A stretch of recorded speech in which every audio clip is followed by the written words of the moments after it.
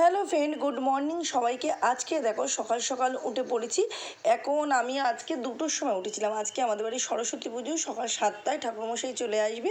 আমি তোমাদের তখন ভিডিওটা ধরতে পারিনি, কেননা মেয়ে ঘুমোচ্ছিল। আর দ্বিতীয় কথা, অত সকালবেলা প্রচুর তাড়া ছিল, কেননা আমি ঠাকুরকে ভোগ দিই, খিচুড়ি রান্না করে দিই, পায়েস, খিচুড়ি, আলুর দম, 5 রকম ভাজা ঠাকুরকে আমি যেহেতু রান্না করে দিই, এই কারণে আমি টাইম পাইনি সকাল সকাল উঠে ক্যামেরাটা অন করতে। এই কারণে তাড়াহুড়ো করে কাজ করে নিয়েছি। ঠাকুরমশাই 7টার মধ্যে 7টার মধ্যে চলে আসবে। দেখো এবার তোমাদের আমি দেখিয়ে দিচ্ছি। আমি এত সকালবেলা উঠে এত কিছু আয়োজন করা হয়ে গেছে। এখন বাজে 6:30। এইদিকে আমি এবার শাড়ি টাড়ি পরে রেডি হয়ে ঠাকুরমশাই আসার অপেক্ষা। সোনাই রাত্রিবেলায় আলপনাটা দিয়ে রেখেছিল, তোমাদের পুরোটা আমি দেখাচ্ছি। আলপনাটা তোমাদের দেখাচ্ছি, পুরোটা দেখো। সোনাই কালকে রাত্রিবেলা বসে বসে আলপনাটা দিয়েছিল। এই যে এইটা হলো আমাদের ঘরের দোরগোড়া, আর এইটা আরেকটা আমার ছোট ঘর আছে, তার দোরগোড়া করেছে মেয়ে। প্রত্যেকটা আলপনা যেহেতু আঁকতে পারে বলে ও আলপনাগুলো একটু দেয়। হ্যাঁ, আমি বললাম অত আলপনা দেওয়ার কোনো দরকার নেই। বলছে না আমি আলপনা দেবো। তো থাক, বাচ্চা মানুষ। সব থেকে সুন্দর হয়েছে যে আলপনাটা তোমাদের দেখাচ্ছি, দেখো এই আলপনাটা। এবার আমি বলছি পুরো সিম্পলের মধ্যে শোনায় আলপনাটা দিবি, কেননা বাচ্চা কাচ্চারা আসে তো প্রচুর হড়হড়ি করে, আলপনা এত কষ্ট করে দেয়, পুরো মুছে যায়। এবার দেখো ঠাকুরমশাই চলে এসছে, এবার পুজোর অপেক্ষায় পুজোয় বসবে। ঠাকুরমশাই পুজোয় বসে পড়েছে। আর এদিকে দেখো সবাই চলে এসছে, যারা যারা অঞ্জলি দেবে সবাই চলে এসছে। সোনাইও বসে আছে, অঞ্জলি সবাই দিচ্ছে। দেখো বসে পড়েছে, এই কদিন এখন হয়েছে। এরপর সোনাইয়ের বান্ধবীরা সবাই আসবে। ঠাকুরমশাই পুজোতে বসে পড়েছে। সোনাই তো এত সুন্দর আলপনা দিয়েছে, সবাই বলছে। সামনে এটা তোমাদের ভালো করে দেখাতে পারলাম না, ঠাকুরের সব প্রসাদ রাখা ছিল তাই জন্য। এবার পুজো শেষ হয়ে গেলে সবাই একে একে তো প্রসাদ খাওয়ার জন্য যারা অঞ্জলি দিচ্ছে তারা তো রয়েছে, আর পাড়ার বাচ্চা কাচ্চারাও এসে বাইরে চেঁচামেচি আরম্ভ করে দিয়েছে। যেহেতু বলছি 7টায় পুজো, ওরা 7:10-15 মধ্যেই সবাই চলে এসছে।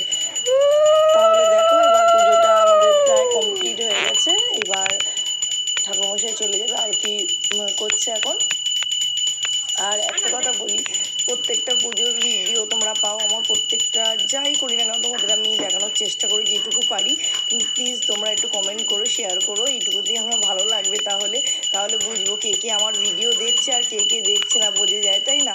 একটু প্লিজ তোমরা কমেন্ট করতে তোমাদের কোনো প্রবলেম নেই, বা শেয়ার করতে ভিডিওটা। আমি কোনো খারাপ ভিডিও দিতে পারি না, এটাই সবথেকে বড় সমস্যা।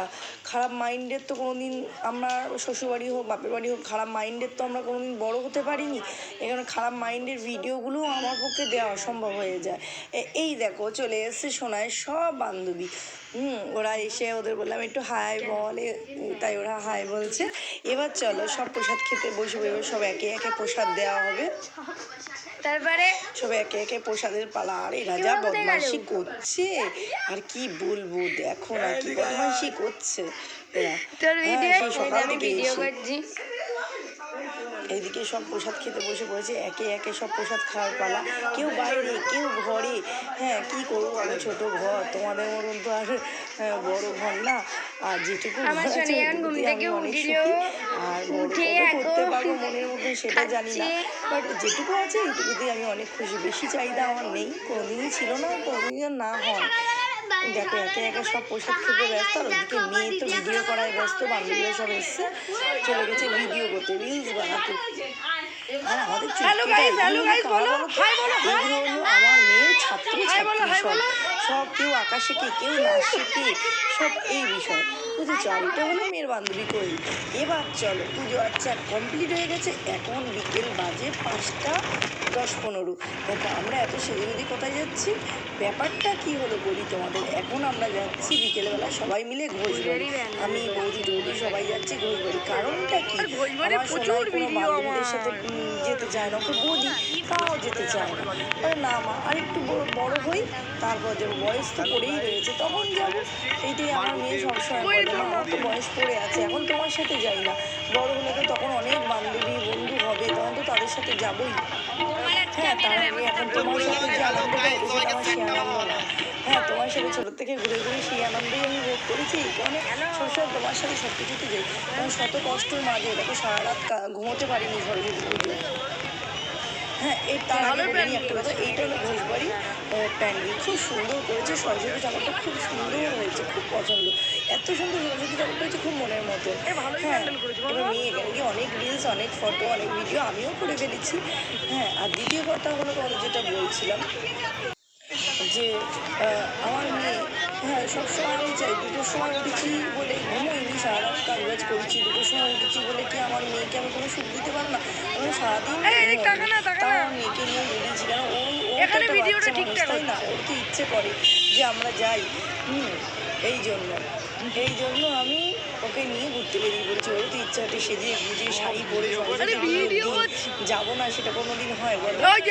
তাই জন্য ওকে নিয়ে এইটা আবার নতুন চার্জ হচ্ছে, তার মানে এটা চার্জ করছে গির্জা, খ্রিস্টানদের গির্জা করছে রবিবাড়িতে। দেখো এই লাইটিংটা কত সুন্দর, এখানে দাঁড়িয়েই কটা আমরা ভিডিও করে ফেলেছিলাম। তাহলে আমার সরস্বতী পুজোর ভিডিওটা তোমাদের কেমন লাগলো প্লিজ কমেন্ট করে জানিও। তাহলে আজকে মতন টাটা, বাই বাই। আমাকে দেখেছো কত আমার কষ্ট হচ্ছে, দেখেই তোমরা বুঝতে পারছো, তো বুঝতে দিইনি, মেয়ে তো বলো, বুঝতে দিলে হবে? তাহলে আজকে মতন টাটা, আবার নেক্সট ভিডিওতে তোমাদের সাথে আমার দেখা হচ্ছে। প্লিজ পারলে সাবস্ক্রাইব আর শেয়ার করে দিও, বাই।